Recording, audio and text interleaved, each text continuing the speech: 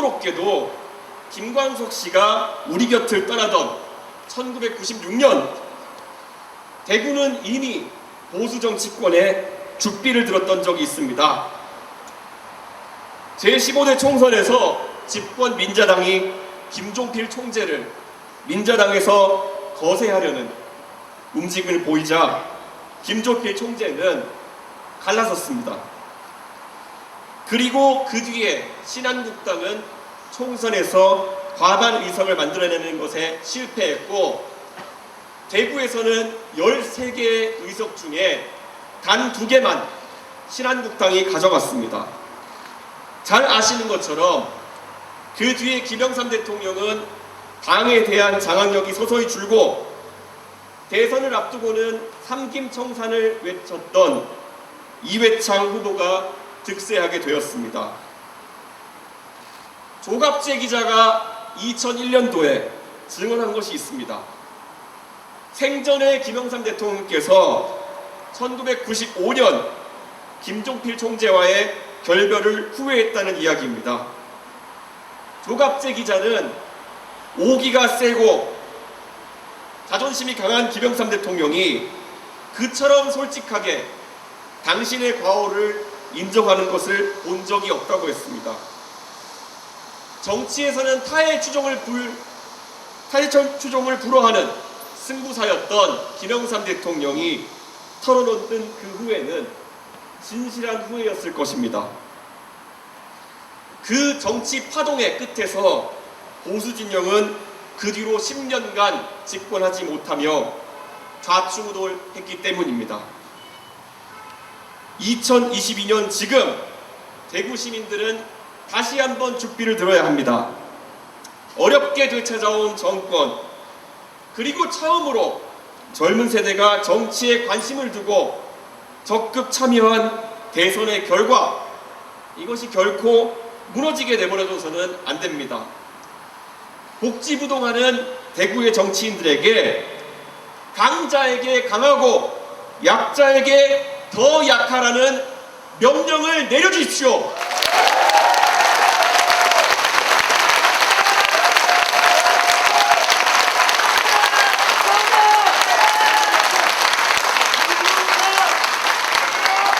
공천 한번 받아보기 위해서 불의에 귀부한다면은 그 권력자가 아니라 대구 시민들이 그들을 심판할 수 있다는 것을 보여주십시오. 그리고 그들의 침묵에 대구는 침묵하지 않을 것이고, 그들의 암묵적 동조를 대구는 암묵적으로 추인하지 않을 것이라는 것을 꼭 보여주십시오.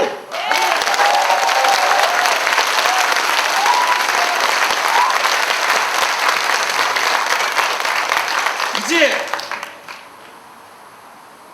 대구에서는 공무원으로 일하다가 근정 훈장 하나 달고 나온 사람들이 아니라 민주주의를 위해서, 그리고 정치를 위해서 용기 있게 말하고 때로는 탄압받을 그런 의지를 갖추고 강자에게 강하게 맞설 수 있는 사람들이 대구를 대표할 수 있도록 해주십시오. 권력자의 눈치 안 보고 타성에 젖은 정치인들이 더 이상 대구를 대표해서는 안 됩니다.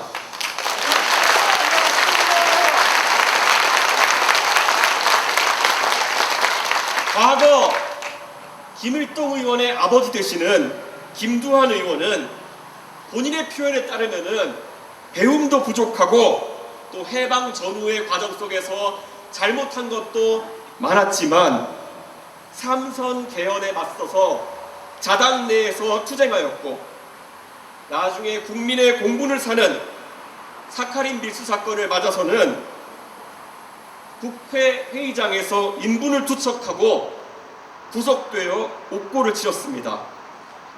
그리고 건강했던 그는 잦은 고문과 옥고를 치르고 유신헌법 국민투표를 통해 자유가 사라지던 날 55세로 일찍 사망했습니다.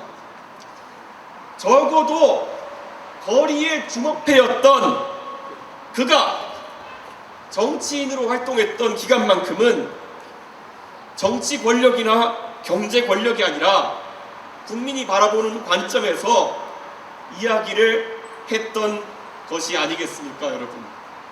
아무리 배운 것이 많아도, 근정 훈장을 달고 나와도 부당함을 마주쳤을 때 주먹회 출신이던 김두한 의원만큼이라도 행동하지 못한다면은 그것은 결코 우리를 대표하는 정치인이라고 할 수 없습니다, 여러분. 야만의 습성은 강한 동물이 약한 동물의 목숨을 거두고 그 살점을 뜯어가는 생태입니다. 하지만 인간이 이룩한 문명이라고 하는 것은 무리지어서 서로 살면서 서로에 의지하고 그 야만을 억제하고 유전적으로 완력이 강한 사람이 아니라 투표로 선출된 권력이 사회 질서를 잡도록 하는 그런 것이 문명입니다. 그리고 문명의 완성은 그 투표로 선출된 권력마저도 과도하게 남용될 때 그것을 견제하고 억제하는 제도까지 가지고 있는 것이 바로 완성입니다. 당대표가 내부 총질한다며 마음에 들지 않아 하는 것도 당연히 그 자유의 범위에 들어갑니다. 글을 내친 뒤에 뒷담화하는 것도 당연히 자유의 범주에 들어갑니다. 하지만 그 자유의 범주를 넘어서 당한 당규를 마음대로 개정하고 당무를 뒤흔들어 놓는 것은 타인의 자유를 침해하는 월권입니다.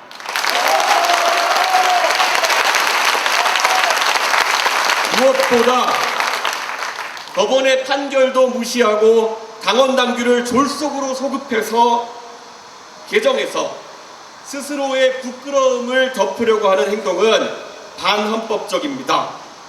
내일 전국위원회에서 이것을 가지고 투표를 한다고 합니다. 절반을 훌쩍 뛰어넘는 국민이 이것이 잘못되었다고 지적하는 와중에서도 전국위에서 이것에 대해서 투표하겠다고 하는 것은 저들의 헌법 무시를 정당 차원에서 막아내지 못하고 다시 한번 사법부의 개입을 이끌어내야 된다는 그런 이야기합니다. 부끄러움과 함께 개탄스럽습니다. 헌법과 당원 당규를 헌신짝처럼 여기는 집단이 앞으로 누구를 비판하면서 정당성을 가질 수 있겠습니까? 지금으로부터 458일 전입니다. 저는 전당대회를 앞두고 대구에서 연설했습니다. 대구가 탄핵의 강을 넘고 탄핵은 정당했다는 제 생각이 공존할 수 있도록 받아들여준다면 박근혜 대통령을 수사했으나 문재인 정부의 부패와 당당히 맞섰던 한 검사는 위축되지 않고 더 큰 덩어리에 합류하여 문재인 정부에 맞서는 것을 주저하지 않을 것이라고 외쳤습니다. 그리고 그를 통해서 저는 당대표가 되어서 대선 승리를 만들어내겠다고 약속했습니다. 박근혜 대통령을 수사했던 그 검사는 이제 대통령이 되었습니다. 대구 시민 여러분이 탄핵의 강을 넘고 대선에서 압도적인 투표로 그 약속을 실현시켜 주셨습니다. 다시 한번 감사합니다.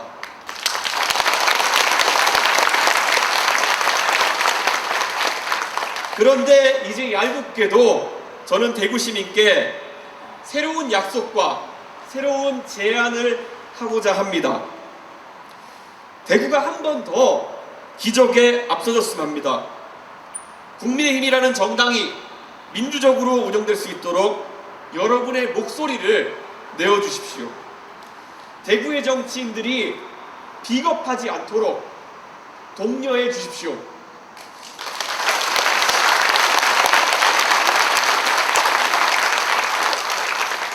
저는 어느 정치인보다도 대구의 여러 가지 현안들, 먹는 물 문제부터 공항 문제, 광역철도 문제까지 모두 알고 있습니다.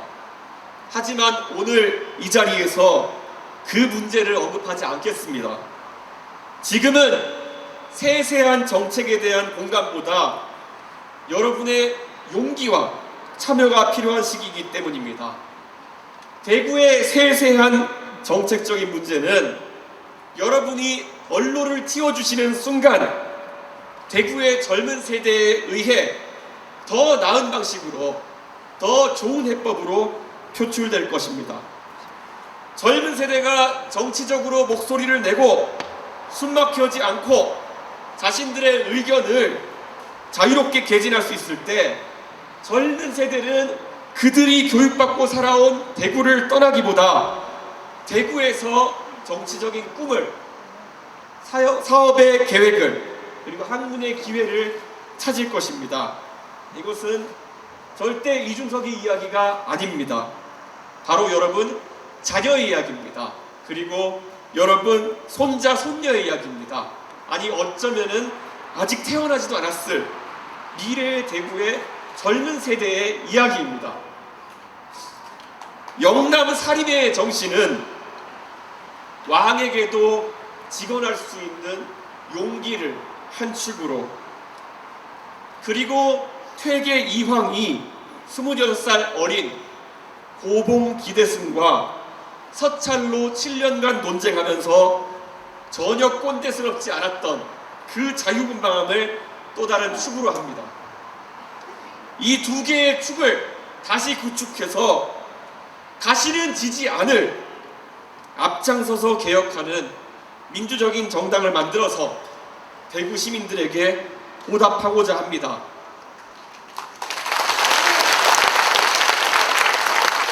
더 많은 대구의 시민들이 당원으로 가입해서 책임당원이 되어주십시오. 그리고 대구의 젊은 세대들에게 더 많은 기회를 열어주십시오. 더 많은 자유를 주십시오.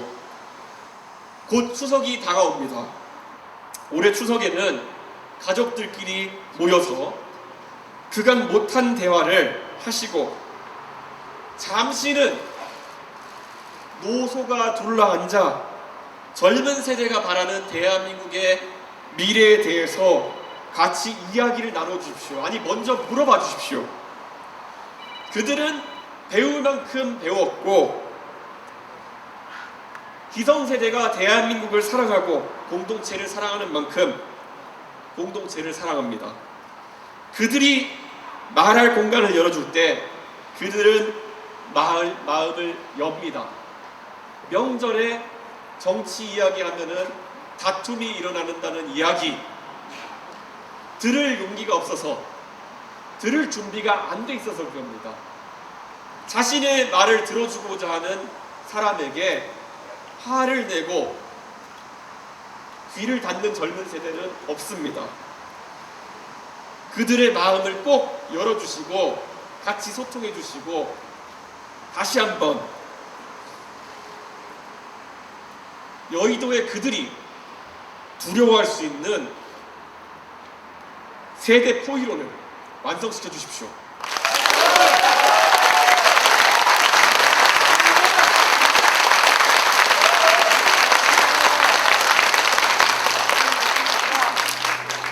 보수 정당을 바꾸기 위한 노력 피하지 않고 바로 이 대구에서 더 가열차게 해나가겠습니다.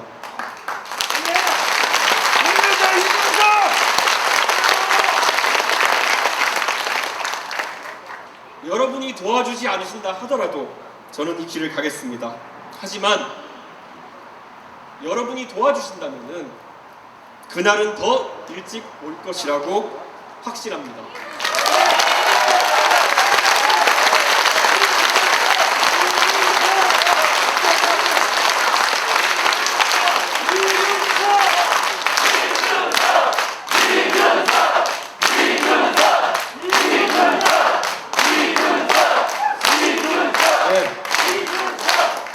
다시 한번 이 자리에 모인 모든 분께 정말 감사하고 다음번에 우리가 이 자리에 모일 때 아니면은 더 큰 자리에 모일 때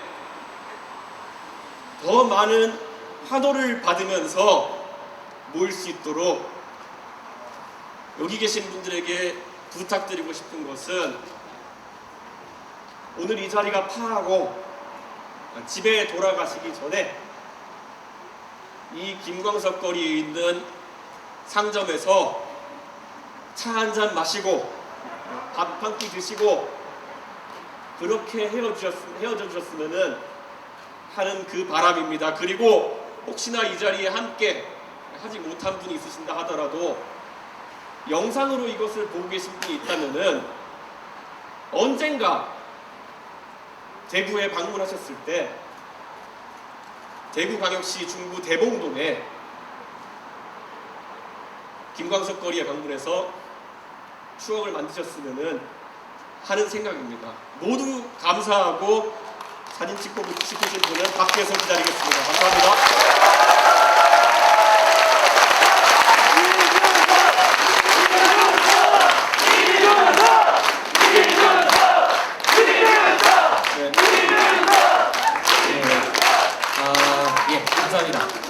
그럼 지금부터 질문 답변 시간을 가져보도록 할 텐데요. 먼저 순서는 언론인분들의 질문을 먼저 받고 시민분들 질문을 받도록 하겠습니다. 따로 마이크는 없어서 좀 육성으로 크게 부탁드리겠습니다.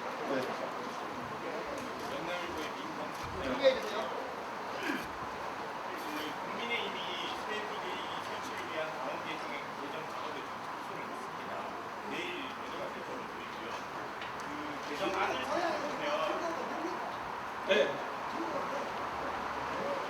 개정안을 살펴보면 비대위 설치에 대한 정당성을 위한 내용이 다수 잘 안 들려요.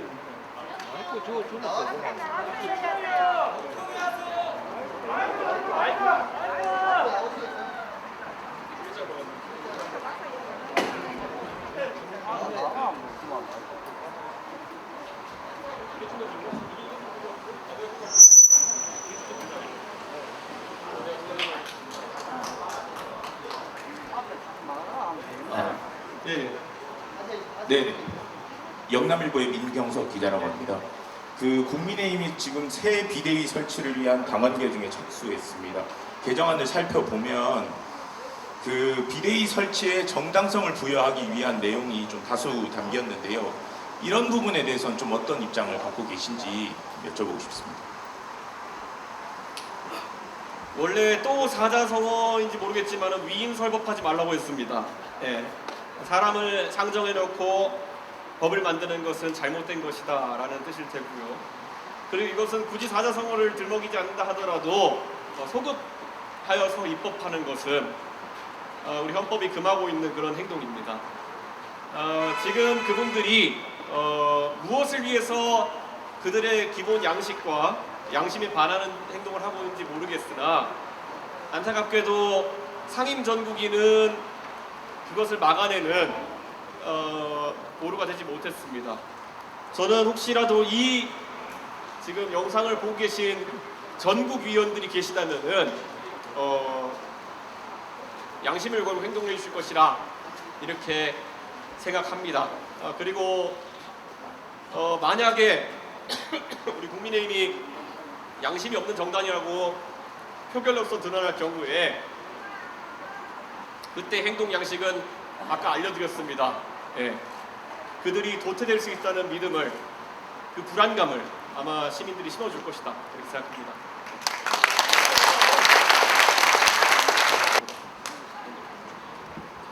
네, 저 채널A 정한희 기자인데요. 두 가지 질문 있는데요. 우선 아까 김영삼 대통령 사례를 들었는데, 그러니까 윤석열 대통령이 현재 갈등 상황을 훗날에 후회하거나 이러는 상황이 올 거라고 보시는 건지 궁금하고요. 또 하나는 경찰 출석 통보 받았다는 보도가 있었는데 그 출석 날짜 좀 조율됐는지도 궁금합니다.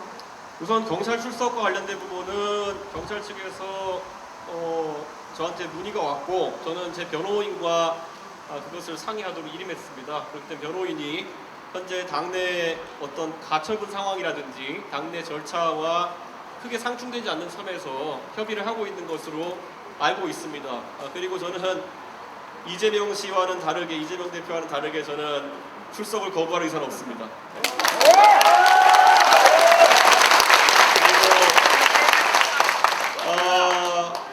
저는 윤석열 대통령이 작금의 상황에 대해서 후회할지 안 할지 등에 대해서 예단하고 싶지도 않고 지금 또 후회하고 있는지 안 했는지도 생각해보고 싶지 않습니다.